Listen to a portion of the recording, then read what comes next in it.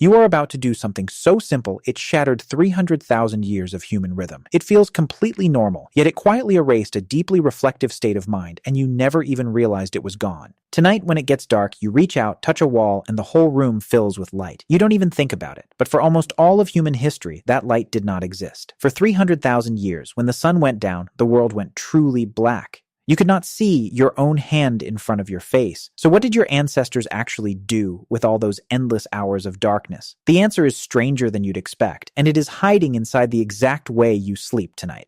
Let's start with fire, because fire is the reason any of this was possible. Before fire, the night belonged to things with far better eyes than ours. Leopards, hyenas. When the sun set, our ancestors climbed, hid, and froze. To move in the dark was to become food. The earliest solid proof of humans taming fire comes from a cave in South Africa, roughly 1 million years ago. And a fire does something simple, but enormous. It draws a circle of safety, about 30 feet across. Inside that circle, the predators stay back. Outside it, you die. But fire also handed us something we had never owned before: extra hours. Before fire, the useful day ended at sunset. Fire added 2, sometimes 4, usable hours to every single night. And here's what's fascinating. Listen to how we used them.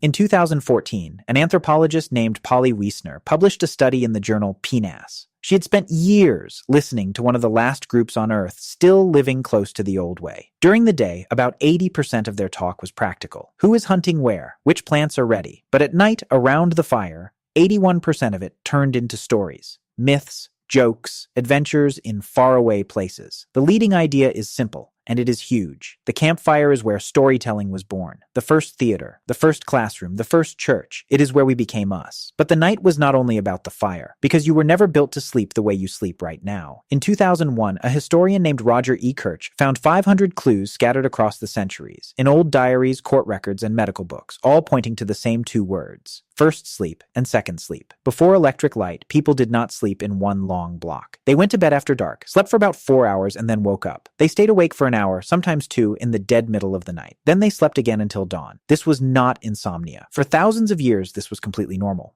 And in that quiet, awake window, people prayed and thought and visited neighbors and made love. Then science proved it. In 1992, a researcher named Thomas Wehr gave volunteers 14 hours of darkness every night, the way our ancestors had it. Within weeks, every single one of them split their sleep in 2. Nobody told them to. Their bodies just did it, like an old program switching back on. And in that middle window, their brain showed a spike in prolactin, a hormone tied to deep calm. It was not just a gap between 2 sleeps. It was its own state of mind, peaceful, almost meditative. And then we lit it all up. First street lamps, then gas. And in 1879, Edison's light bulb, until within a single generation, the ancient night was gone. We flooded the dark and we called it progress. But that light never really switches off. The blue glow of the screen in your hand right now tells your brain the sun is still up and holds back the melatonin that is supposed to pull you under. So here's the part nobody tells you.